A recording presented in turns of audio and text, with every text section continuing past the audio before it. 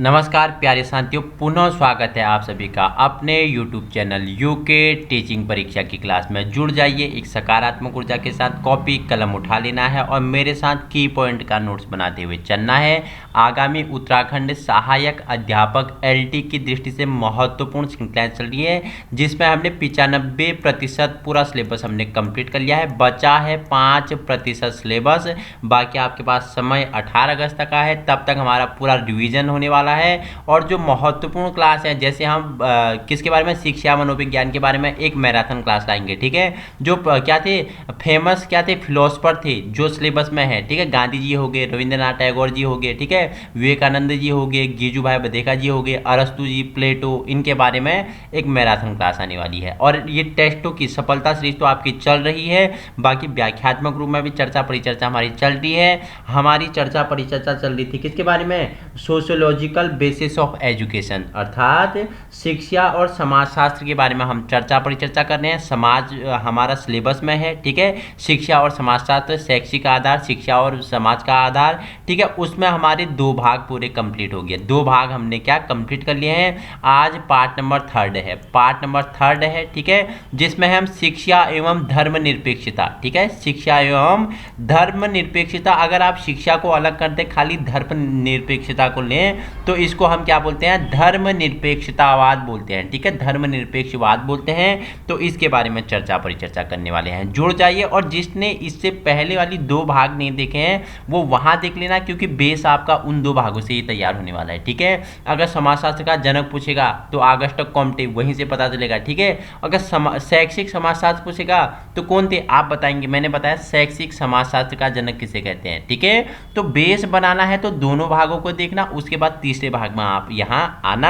बाकी PDF आपको Telegram group UK teaching परीक्षा में अवेलेबल करवा दी जाएगी। तो आइए प्रारंभ करते हैं। तो शिक्षा एवं धर्मनिरपेक्षता के बारे में, अर्थात धर्मनिरपेक्षवाद के बारे में चर्चा परिचर्चा करेंगे। ठीक है, अगर उससे आप मेरे YouTube चैनल पर नए हैं तो वीडियो को पसंद आए, इसी प्रकार की वीडियो चाहिए समय पर उत्तराखंड की परीक्षाओं के लिए आप तैयारी कर रहे हैं, चाहे LT हो, ठीक है, लोअर PCS हो, अपर PCS हो, ठीक है, SI हो, आबकारी हो, स्केलर हो, वीडियो हो, VPDO हो, ठीक है, फॉरेस्ट गार्ड हो, जितने भी आयोग आपसे परीक्षाएं कराता है उनसे अगर आपको तैयारी करनी है, एक अच्छा कंटेंट चाहिए विथ फ्री PDF, तो आप हमारे YouTube क्लास यूके टीचिंग परीक्षा से जुड़ सकते हैं। और मेरा वीडियो बनाने का मकसद कोई अर्निंग नहीं है। ठीक है, मैं आपको दिखा दूंगा कि क्या अर्निंग होती है वीडियो से। ठीक है, अगर स्क्रीनशॉट लगा दूंगा।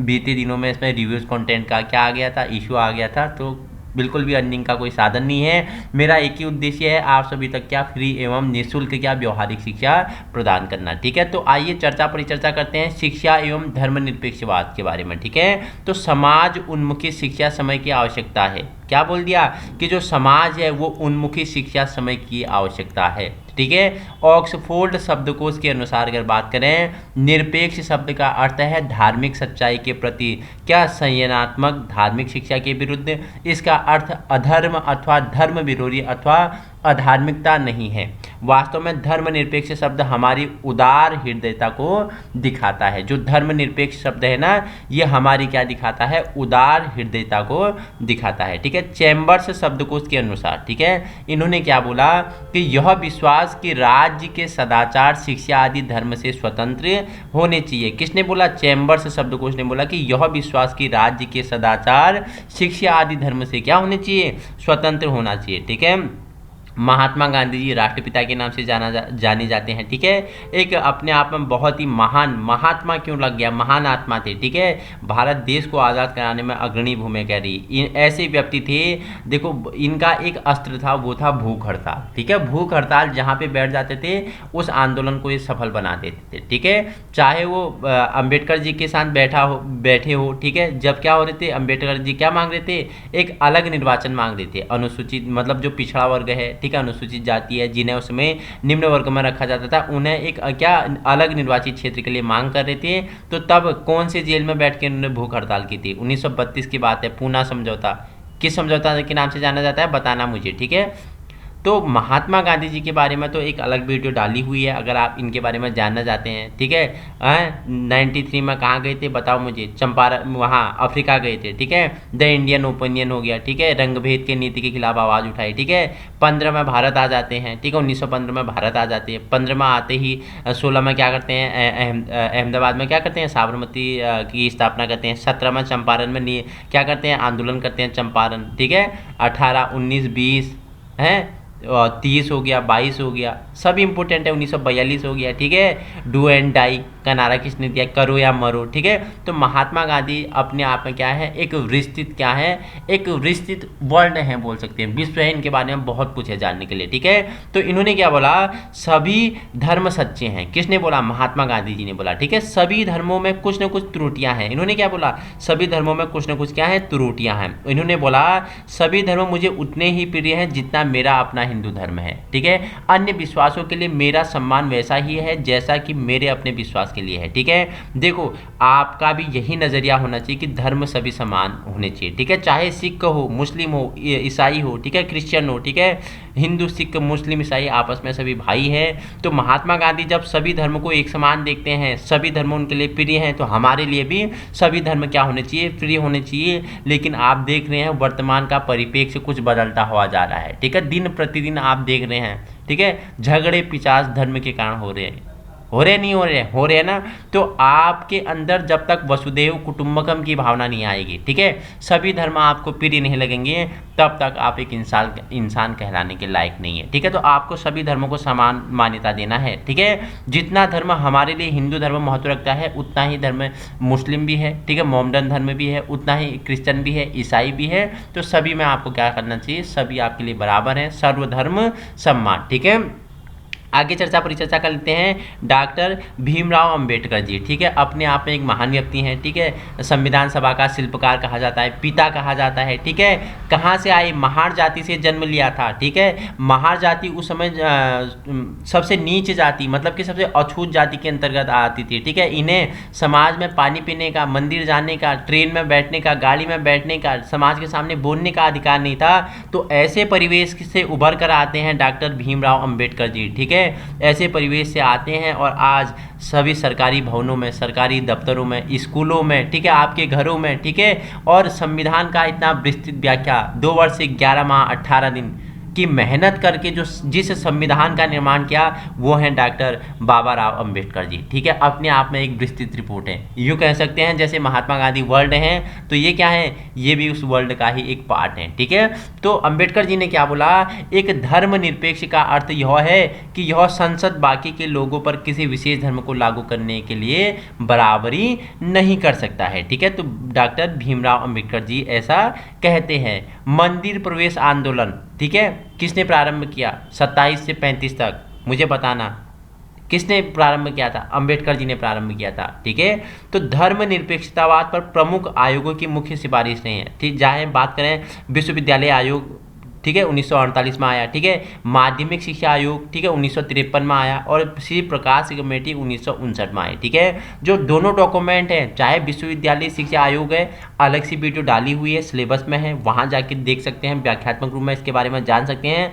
और माध्यमिक शिक्षा आयोग, मुदायलर आयोग के बारे में चर्चा परिचर्चा करना है तो अलग से वीडियो है सिलेबस के अकॉर्डिंग, वहाँ इसके बारे में जान सकते हैं। तो आयोग ने क्या, जो धर्मनिरपेक्षता पे विश्वविद्यालय आयोग 1948, माध्यमिक शिक्षा आयोग 1953 और श्री प्रकाश कमेटी 1959, इन्होंने क्या की, अपनी सिफारिश दी, ठीक है। धर्मनिरपेक्षता के विचार का उदय तथा विकास, बात करूँ इसका क्या, इसका उदय कहाँ से हुआ, इसका विकास कहाँ से हुआ, तो इसके बारे में हम चर्चा परिचर्चा करेंगे, ठीक है। तो 15वीं शताब्दी की बात है, ठीक है। तो क्या हुआ, 15वीं शताब्दी के अंत तक विचार तथा कार्य क्षेत्र में एक नवीन प्रवृत्ति का क्या होता है, जन्म होता है, ठीक है। यह प्रवृत्ति क्या था, पुनर्जागरण की प्रवृत्ति थी। यह क्या था, पुनर्जागरण मतलब फिर से जागना। सबसे पहले कहाँ, यूरोप, कहाँ, फ्रांस, कहाँ, बताओ मुझे। पुनर्जागरण मतलब फिर से जागना, पुनर्जागरण का पिता किसे कहा जाता है बताएंगे मुझे, ठीक है। जिसका नेतृत्व किसने किया था, मार्टिन लूथर तथा जॉन कॉल्विन ने किया था, ठीक है। देखो क्या होता है, 15वीं शताब्दी में क्या होता है, विचार एवं कार्यक्षेत्र में नवीन प्रवृत्ति का जन्म हुआ। यह प्रवृत्ति किस नाम से जानी गई, पुनर्जागरण काल के नाम से जानी गई, जिसका नेतृत्व दो व्यक्ति करते हैं, मार्टिन लूथर हो गए, जॉन कॉल्विन हो गए, ठीक है। पुनः जागरण के फलस्वरूप राज्य की सत्ता सबल हो गई तथा धार्मिक सत्ता उनके समकक्षी निर्बल हो गई, ठीक है। मैकियावेली की द प्रिंस किसकी पुस्तक है, द प्रिंस पुस्तक के रचनाकार कौन है, द प्रिंस पुस्तक के रचनाकार हैं मैकियावेली। राजनीति और धर्म को जानबूझकर तथा औपचारिक रूप से पृथक कर दिया।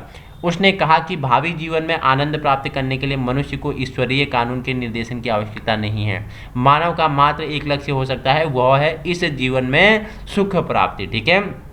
नेक्स्ट है 17वीं शताब्दी में क्या ग्रोसियस, हॉब्स आदि विचारकों ने धर्मनिरपेक्षता के लिए आधार तैयार किया। इन विचारकों ने प्राकृतिक कानून की बुद्धियुक्त व्याख्या करते धर्मनिरपेक्षता के लिए आधार प्रदान किया। देखो प्रबुद्धवाद के विस्तार ने लोगों पर से धर्म का प्रभाव कम कर दिया। प्रबुद्धवाद का मूल सिद्धांत था संपूर्ण विश्व के संचालन, ठीक है। आपसे पूछ लेगा कि निम्नलिखित में से प्रबुद्धवाद का मूल सिद्धांत क्या था, इसका मूल सिद्धांत था संपूर्ण विश्व के संचालन, ठीक है। शासन और नियंत्रण ईश्वर द्वारा नहीं वरन निश्चित प्राकृतिक नियमों के आधार पर हो रहा है। इस प्रकार बौद्धिक क्रांति ने धर्म तथा राज्य को एक दूसरे से अलग कर दिया है, ठीक है। जानेंगे भारत में धर्मनिरपेक्षता, ठीक है। तो हमारे देश में राजनीति का सदैव धर्म के साथ अटूट संबंध रहा है, किंतु हमारे नए राज्य का धर्मनिरपेक्ष आधार हमारी पुरानी परंपराओं को क्रांतिकारी प्रमाण इंगित करता है। संविधान निर्मात्री सभा के एक सदस्य कौन है, हरिविष्णु कामत है, ठीक है। ने संविधान सभा में क्या कहा, एक धर्मनिरपेक्ष राज्य न तो ईश्वर रहित है और न ही वह अधर्मी राज्य है और न ही वह धर्म विरोधी राज्य है। अगर इस टॉपिक से क्वेश्चन बनाना होगा आयोग से, तो क्वेश्चन कैसा बनाने का कि निम्नलिखित में से किसका कथन है कि एक धर्मनिरपेक्ष राज्य न तो ईश्वरीय रहित है, न तो वह अधर्मी राज्य है और न ही वह क्या है, धर्म विरोधी राज्य है। तो ये किसका, संविधान सभा के क्या है, एक सदस्य है हरिविष्णु कामत, तो उन्होंने ये कथन दिया था, ठीक है। पंडित जवाहरलाल नेहरू जी, ठीक है, भारत के प्रथम प्रधानमंत्री, ठीक है।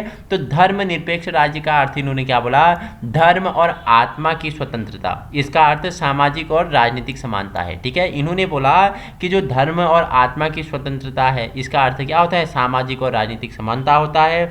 भारतीय संविधान ऐसा पूर्ण धर्मनिरपेक्ष राज्य स्थापित करता है जिसमें किसी प्रकार के धार्मिक अथवा जातिगत पक्षपात का कोई स्थान नहीं होगा। धर्मनिरपेक्षता के आदर्श को प्रदान करने के लिए भारतीय संविधान के अंतर्गत अग्रलिखित व्यवस्थाएं की गई, जिसमें अस्पृश्यता का अंत, ठीक है। कौन से अनुच्छेद, अनुच्छेद 17, अनुच्छेद 17 में किसकी बात करता है, अस्पृश्यता का अंत करता है, ठीक है, छुआछूत का अंत करता है। इंपोर्टेंट है अनुच्छेद आर्टिकल 70, ठीक है, 17 आपका, ठीक है, 17। दूसरा पॉइंट है धर्म के आधार पर कोई भेदभाव नहीं होगा, ठीक है।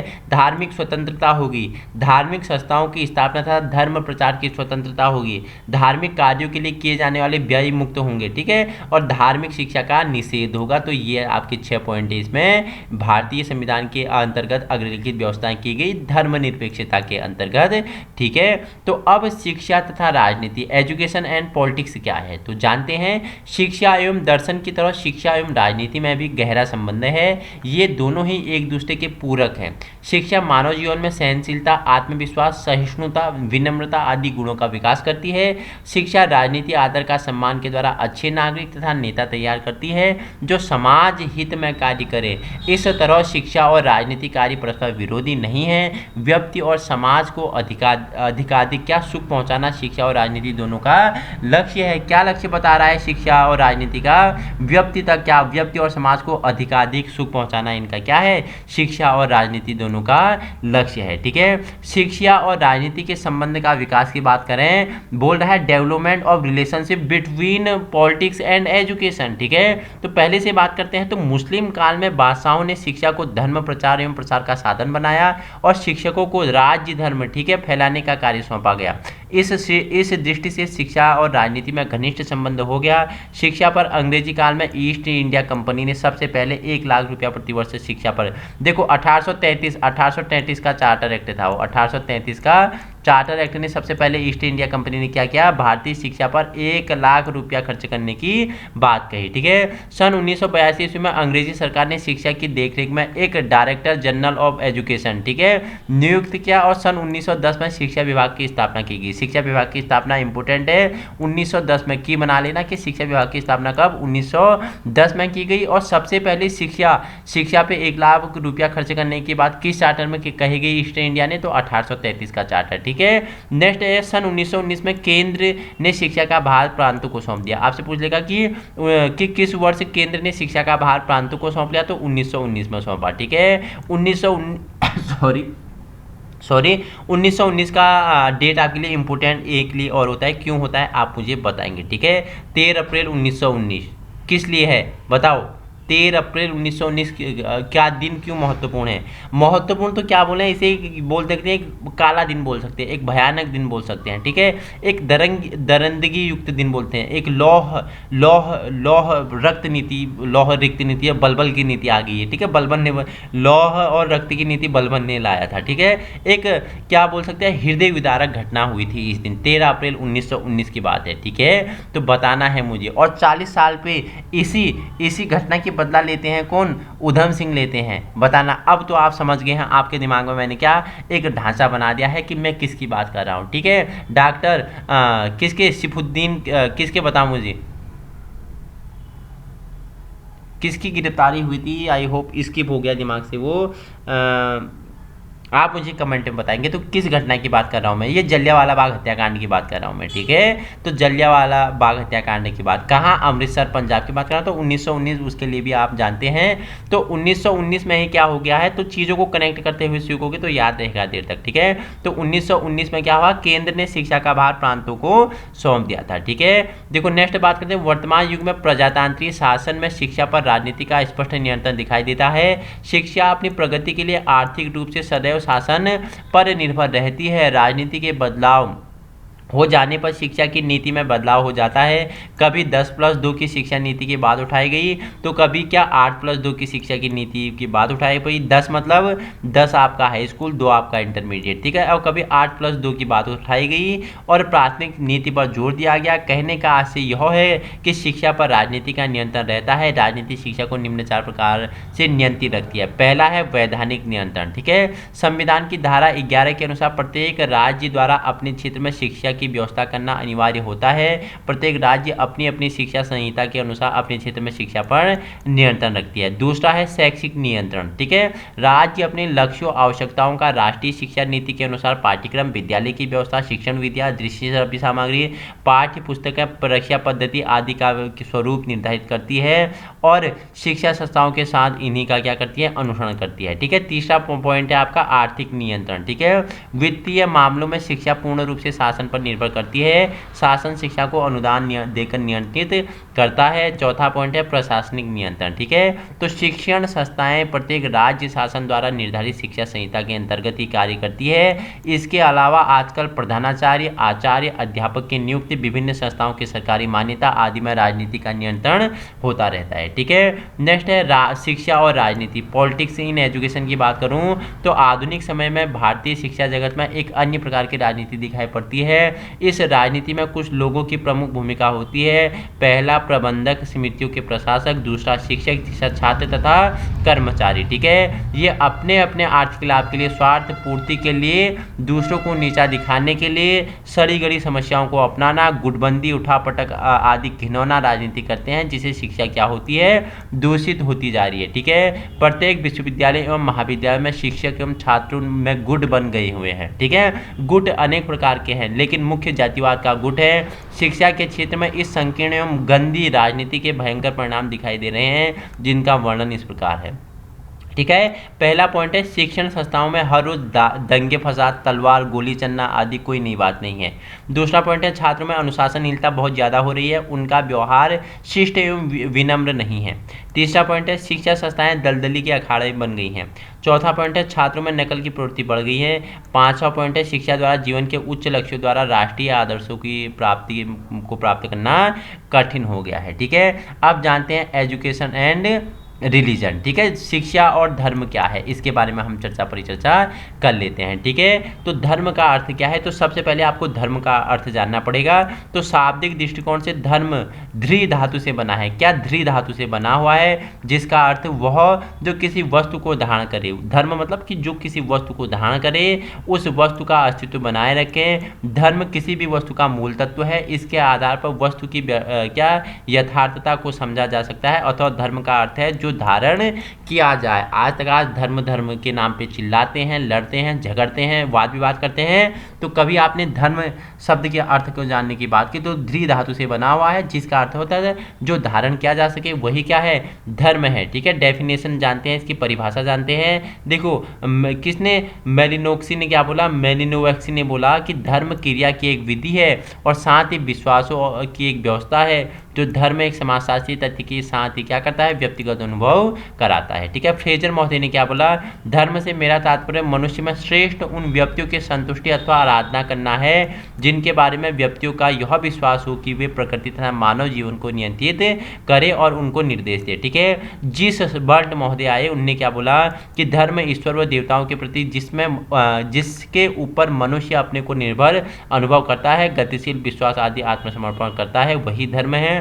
हुमायूं कबीर ने क्या बोला, धर्म अनेक संघर्षों का अंत करता है, यह उन शक्तियों का संचार करता है जो कठिनाइयों और पराजयों को स्वीकार नहीं करता। ठीक है, नेपोलियन ने कहा क्या, धर्म वह सिद्धांत है जिसको मनुष्य के हृदय में समाप्त नहीं किया जा सकता है। ठीक है, महात्मा गांधी जी ने बोला, धर्म हो सकती है जो व्यक्ति को बड़े बड़े संकट में ईमानदार बनाए रखती है। यह वह संसार है जो दूसरे में भी व्यक्ति की आशा का अंतिम सहारा होती है। धर्म वह चीज़ है। ठीक है, धर्म की प्रमुख विशेषताएं की बात करें तो पहला पॉइंट है, धर्म का क्या रसवादन वेदों ने किया। वेद कितने, 4 वेद। उपवेद कितने, 4 उपवेद। सबसे पुराना वेद कौन, बताओ मुझे, ऋग्वेद। ठीक है, और सबसे नया वेद कौन, बताओ मुझे, आप बताएंगे। ठीक है, मंत्रों का उच्चारण किस में, बताओ मुझे, अथर्ववेद में। संगीत का गान किस में, सामवेद में। ठीक है, तो क्या बोल रहा है कि धर्म का जो रसवादन हुआ वेदों से किया, इसलिए इसे वैदिक धर्म भी कहा जाता है। वैदिक धर्म भी कहा जाता है। धर्म रिलीजन का पर्याय नहीं है, धर्म सार्वभौमिक है। ये रिलीजन का पर्याय नहीं है, धर्म क्या है, सार्वभौमिक है। धर्म क्या है, आत्म अनुभूति का सबसे बड़ा ही धर्म आत्म अनुभूति है।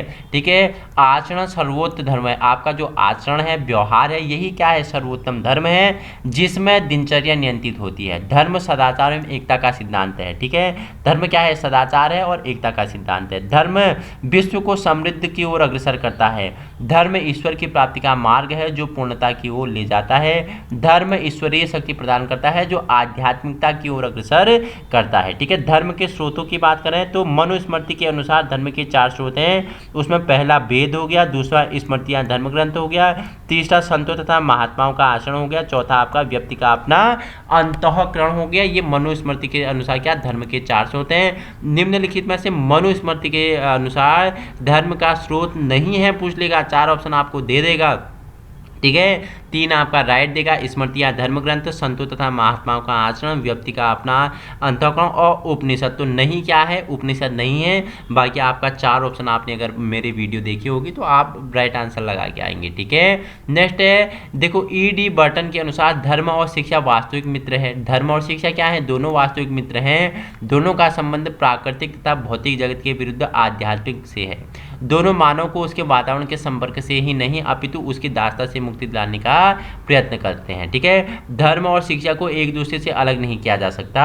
इसका एक प्रमुख कारण यह है कि दोनों के लक्ष्य प्रायतः एक ही हैं। धर्म को और शिक्षा को एक दूसरे से अलग नहीं कर सकते, दोनों का लक्ष्य एक है। ठीक है, डॉक्टर राधाकृष्णन के अनुसार यदि हम केवल औद्योगिक तथा व्यावसायिक शिक्षा पर बल देकर आध्यात्मिक शिक्षा की अपेक्षा करेंगे तो सामाजिक बर्बरता तथा राक्षस राज्य आने में कोई कसर नहीं रह जाएगी। कौन बोलते हैं, डॉक्टर राधाकृष्णन जी बोलते हैं। देखो राधाकृष्णन जी बोलते हैं क्या, सर्वपल्ली डॉक्टर राधाकृष्णन जी, इनके ही जन्मदिन पर क्या मनाया जाता है, बताओ मुझे क्या मनाया जाता है। ठीक है, बताना। ये हमारे देश के पहले क्या थे, उपराष्ट्रपति थे और दूसरे क्या थे, राष्ट्रपति थे, मुझे बताना।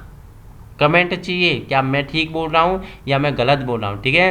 डॉक्टर राधाकृष्णन के अनुसार भारतीय परंपरा के अनुसार शिक्षा केवल जीविका कमाने का ही साधन नहीं है और न ही यह विचारों की पाठशाला तथा नागरिकता का स्कूल है। यह मानवीय आत्माओं को सत्य की खोज तथा गुणों को विकसित करने का प्रशिक्षण है, ठीक है। धार्मिक शिक्षा की आवश्यकता का महत्व बताना है आपको।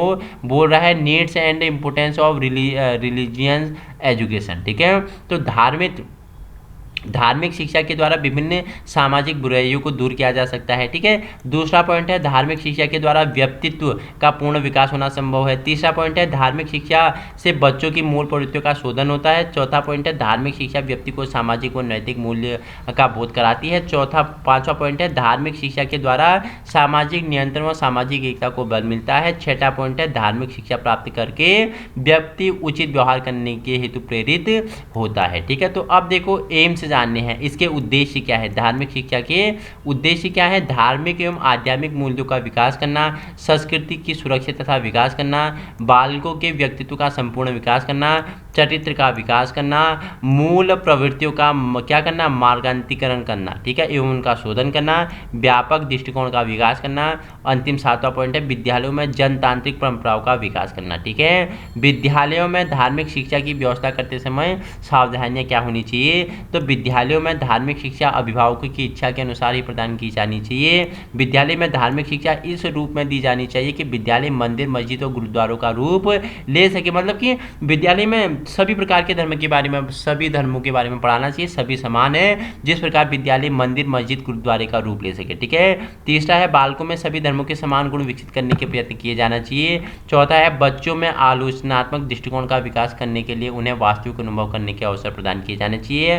पांचवा है सभी धर्मों के समान गुणों को बालकों में विकसित करने के लिए आवश्यक है कि विद्यालय ऐसा वातावरण करे जहां बच्चे अपने गुण को क्या कर सके, प्रस्फुल्लित कर सके, ठीक है, प्रस्फुटित कर सके, उन्हें बाहर निकाल सके, ठीक है। अब जानते हैं नेक्स्ट है धार्मिक शिक्षा के क्या दोष हैं। तो संकीर्णता का विकास करना, ठीक है, वर्तमान जीवन के प्रति अज्ञानता का विकास करना, अस्वस्थ दृष्टिकोण का निर्माण करना, अनेक समस्याओं का जन्म होना, ये क्या है, इसके दोष हैं। विद्यालय में धार्मिक शिक्षा के सामूहिक भावना की एकता को हानि हो सकती है, अथवा विद्यालयों में धार्मिक शिक्षा की बजाय सर्वहित तथा रोजगार वाली शिक्षा की पद्धति अपनानी चाहिए, ठीक है। शिक्षा तथा घर क्या होना चाहिए, ठीक है। एजुकेशन एंड होम के बारे में पढ़ते हैं, ठीक है। तो घर के महत्व को वर्तमान शिक्षा शास्त्र ने स्वीकार किया है और इसलिए विद्यालय में घर जैसा वातावरण की व्यवस्था पर बल दिया गया है। मॉन्टेसरी शिक्षा प्रणाली में एक और एवं क्या किंडरगार्टन किसने दिया था, फ्रॉबेल महोदय ने दिया था, ठीक है। यथासंभव घर का वातावरण रखा जाता है। शिक्षा के लिए घर का बहुत ही महत्वपूर्ण स्थान है। सबसे पहले बच्चे घर पर ही क्या करते हैं, शिक्षा ग्रहण करते हैं, परिवार के बीच ही शिक्षा ग्रहण करते हैं। पेस्टालॉजी फ्रॉबेल हो गया और मॉन्टेसरी ने घर को शिक्षा का सर्वोत्तम स्थल माना है। निम्नलिखित में से किन विचारकों ने घर को सर्वोत्तम स्थल माना है। तो चार ऑप्शन होगा, उसमें पेस्टालॉजी और फ्रॉबेल होंगे और मॉन्टेसरी होंगे और प्लूटे होंगे। तो प्लूटो आपका नहीं होगा, बाकी पेस्टालॉजी, फ्रॉबेल होंगे, ठीक है, फ्रॉबेल महोदय होगी। मॉन्टेसरी इन्होंने क्या घर को शिक्षा का सर्वोत्तम स्थल माना है, ठीक है। की है स्टार लगा लेना, इंपोर्टेंट पॉइंट है। पेस्टालॉजी ने यहाँ तक बोल दिया घर बच्चों की पहली पाठशाला है। निम्नलिखित में से किसका कथन है, किसका स्टेटमेंट है कि घर बच्चों की पहली पाठशाला है। तो ये किसका है, ये पेस्टालॉजी की है। और उस पाठशाला की टीचर कौन है, अध्यापिका कौन है, उसकी माता है, उसकी माता है, ठीक है। इतना मैंने जोड़ दिया है। पेस्टालॉजी ने तो बोला घर बच्चे की पहली पाठशाला है, ठीक है। मैं अपनी ओर से जोड़ता हूँ उस पाठशाला की जो प्रथम शिक्षिका है, अध्यापिका है, वो बच्चे की माता जननी होती है, ठीक है। फ्रॉबेल महोदय ने क्या बोला, माताएं आदर्श अध्यापिकाएं हैं और घर द्वारा दी गई औपचारिक शिक्षा सर्वाधिक क्या होती है, प्रभावशाली और स्वाभाविक होती है। देखो मॉन्टेसरी ने क्या बोला, बचपन का घर। विद्यालय को क्या बोल दिया, बचपन का घर। की है इंपोर्टेंट लगा लेना, आपसे पूछ लेगा कि किसने विद्यालय को बचपन का घर कहकर पुकारा। तो मॉन्टेसरी ने, ठीक है, जिन्होंने क्या सुबोपोली, ठीक है, भाषा में सुनना, पढ़ना, बोलना, लिखना सुबोपोली का क्या किया, विकास किया था। ठीक है, तो मोंटेसरी ने क्या बोला, जो विद्यालय है ये बचपन का घर है। ठीक है, रूसो अवश्य परिवार की शिक्षा के विरुद्ध था, लेकिन उसने घर के कृत्रिम और घुटनपूर्ण वातावरण की आलोचना की थी, न कि स्वाभाविक वातावरण की। देखो, अब रूसो की भी अपनी स्थिति थी। रूसो का जन्म कब होता है, बताओ मुझे। जन्म होता है 1712 में होता है क्या?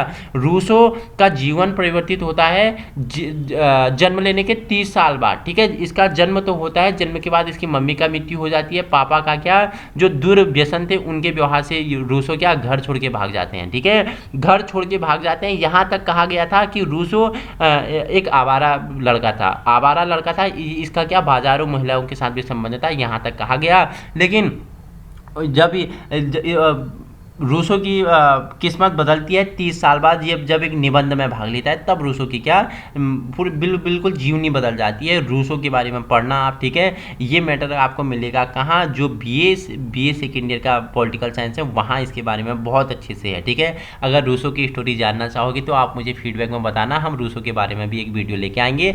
बाकी हमने रूसो के बारे में भी परिचर्चा की है। ठीक है, परिवार बालक का सबसे पहला विद्यालय है, अतः इसके महत्व को कम नहीं किया जा सकता है, किंतु भारत के अधिकांश परिवार निर्धनता से अत्यधिक ग्रस्त होते हैं। परिवार में आए दिन कलह होती रहती है। ऐसे कलहपूर्ण निर्विघ्न परिवारों का वातावरण विशेष रूप से शिक्षाप्रद नहीं हो सकता, फिर भी माता पिता को क्या संभव सावधानी बरतनी चाहिए। तो हमने आज क्या शिक्षा, धर्म, शिक्षा, राजनीति, शिक्षा, समाज के बारे में परिचर्चा की है। अब नेक्स्ट टॉपिक आपका इसमें है सामाजिकरण का विस्तृत स्वरूप। ठीक है, तो थोड़ी यहाँ है, जान लेते हैं, बाकी नेक्स्ट टाइम इसके नेक्स्ट पार्ट में लेके आएंगे। इसका नेक्स्ट पार्ट तभी लाएंगे जब आप इस वीडियो में अच्छा रिस्पॉन्ड होगे। ठीक है, तो मीनिंग ऑफ सोशियलाइजेशन के बारे में। ठीक है, समाज और संस्कृति के बीच पलते हुए बच्चा धीरे धीरे एक सामाजिक प्राणी, वो किसने बोला, मनुष्य इज ए सोशल बीइंग। ठीक है, कि मनुष्य क्या है, एक सामाजिक प्राणी है। ठीक है, बदल जाता है बच्चा, क्या होता है, समाज में पलते पलते, समाज में, पड़ोस में, अपने दोस्तों के साथ खेलते खेलते एक सामाजिक प्राणी में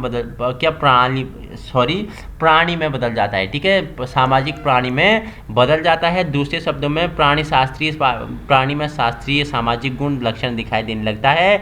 जिस प्रक्रिया द्वारा कोई भी प्राणी शास्त्रीय प्राणी सामाजिक प्राणी में बदल जाता है उसे सामाजिकरण कहते हैं। सामाजिकरण से ही व्यक्ति मनुष्य बनता है। सामाजिकरण से ही बोलता है कि व्यक्ति क्या बनता है, मनुष्य बनता है। जिस प्रक्रिया के माध्यम से प्राणी शास्त्रीय व्यक्ति के सामाजिक व्यक्तित्व का निर्माण और विकास होता है उसे सामाजिकरण कहते हैं। ठीक है, सामाजिकरण की दो परिभाषाएं हैं, जान लेते हैं। हैरी एम जॉनसन के अनुसार सामाजिकरण सीखने की वह प्रक्रिया है जो सीखने वाले को सामाजिक भूमिकाओं का निर्वाह करने योग्य बनाता है, उसे हम क्या बोलते हैं, सामाजिकरण बोलते हैं। ठीक है, दूसरा वाटसन ने क्या बोला, वाटसन व्यवहारवाद के पिता के बोलते हैं वाटसन को। तो वाटसन ने बोला सामाजिकरण एक सामाजिक तथा मनोवैज्ञानिक प्रक्रिया है। इन्होंने क्या बोला कि जो क्या है सोशलाइजेशन है, क्या है, एक सोशल एंड क्या है साइकोलॉजिकल, ठीक है, मनोवैज्ञानिक क्या है प्रक्रिया है। ठीक है, तो आज हमने क्या शिक्षा का समाजशास्त्रीय आधार भाग 3 हमारे कंप्लीट हो गया। ठीक है, भाग 3 हमारे कंप्लीट हो गए हैं। आपका सिलेबस में है तो सिलेबस के अनुसार हम पढ़ रहे हैं, तो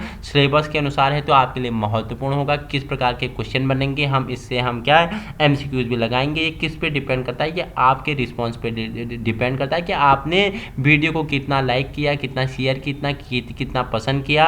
ठीक है, ये आप पे डिपेंड करता है। बाकी इसकी पीडीएफ आपको यूके टीचिंग परीक्षा के टेलीग्राम में मिल जाएगी। ठीक है, व्हाट्सएप ग्रुप में मिल जाएगी और नीचे मैं डिस्क्रिप्शन में भी लिंक लगा दूंगा, आप वहां से भी इसे निःशुल्क प्राप्त कर सकते हैं। इसी प्रकार की वीडियो अगर आपको चाहिए, उत्तराखंड से संबंधित किसी भी परीक्षा की तैयारियां अगर आप कर रहे हैं, अपने भविष्य को एक सुनहरे रूप में देखना चाहते हैं, तो आज ही आप अपने यूके टीचिंग परीक्षा में क्या हो सकते हैं, संलग्न हो सकते हैं। सपना आपका साकार हम करेंगे। दृढ़ मेहनत, संघर्ष, इच्छा शक्ति आपका होगा, संघर्ष हमारा होगा। Thank you so much.